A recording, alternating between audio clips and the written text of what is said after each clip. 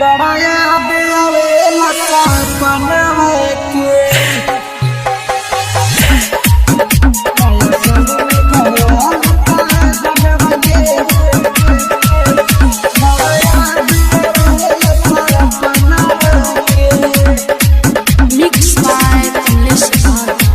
बहुत अखिया से लोर हो परता हमारा न भोर हो। बहुत अखिया से लोर हो परता हमारा न भोर हो।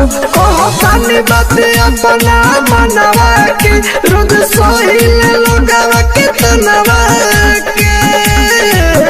नया साल में गवाली का जनवा के बढ़िया दियावेला सपनवा के।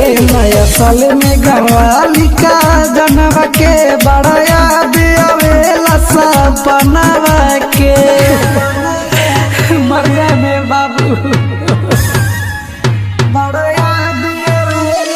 म्यूजिक डायरेक्टर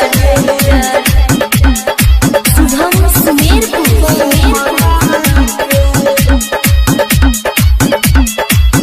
पहिले से बदिलवा टूटल हो नाता दोसरे से उनकर जुटल हो।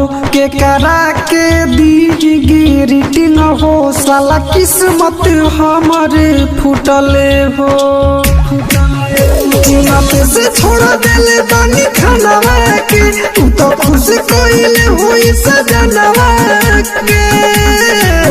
नया साल में गवाली का जनवा के बढ़िया दियावेला सपनवा के। नया साल में गवाली का जनवा के बढ़िया दियावेला सपनवा के।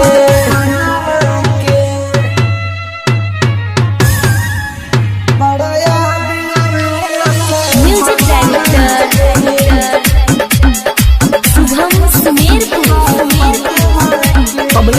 रिकॉर्डिंग स्टूडियो राइटर होरिल के हो गईली हो प्यार कोइली तो नहीं भइली हो।